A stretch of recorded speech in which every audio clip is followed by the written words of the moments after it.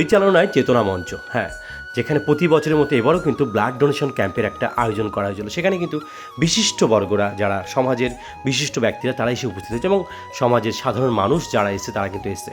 হরেকৃষ্ণ মণ্ডল, যিনি এই চেতনা মঞ্চের সভাপতি, তাকে কিন্তু ব্যাস পড়িয়ে সংবর্ধনা জানানো হচ্ছে, সঙ্গে উত্তরীয় পড়ানো হচ্ছে। হ্যাঁ, সঞ্জিত মাস্টারমশাই আছেন, রানাঘাট থানার এএসআই এবং তারাপুর পঞ্চায়েতের প্রধান থেকে শুরু করে বিশিষ্ট বর্গ ব্যক্তিরা, তাদেরকে ব্যাস পড়িয়ে সংবোধন দেওয়া হচ্ছে। হ্যাঁ, চেতনা মঞ্চের পক্ষ থেকে সেই চেতনা, যে চেতনায় কিন্তু আমাদের প্রত্যেকটা মানুষের সমাজে প্রত্যেকটা কোনায় কোনায় পৌঁছে দিতে হবে, বৃক্ষরোপণ এবং রক্তদান, যে সমাজ সচেতনা কিন্তু আর আস্তে আস্তে আস্তে আস্তে বাড়াতে হবে।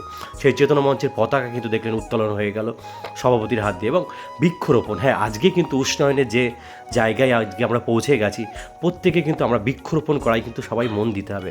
সেরকম একটা কর্মসূচি কিন্তু দেখতে পাবেন, বৃক্ষরোপণের সেই কর্মসূচি কিন্তু সামনে রাখা হয়েছে। এবং রক্তদান জীবনদান, সেরকম একটা কর্মসূচি লাস্টে দেখতে পাচ্ছেন, যেখানে রক্ত ডোনেট করা হচ্ছে এবং যারা রক্তদাতা ছিলেন তাদেরকে কিন্তু একটা বৃক্ষ এবং সঙ্গে, এবং আমাকেও দেখতে পাচ্ছেন, এবং শেষ পর্যন্ত কিন্তু দেখতে পাচ্ছেন যেটা অঙ্কন প্রতিযোগিতা করছে খুদে খুদে বাচ্চারা, যাদের প্রতিভা দেখলে পরে আপনি সত্যি অবাক হয়ে যাবেন।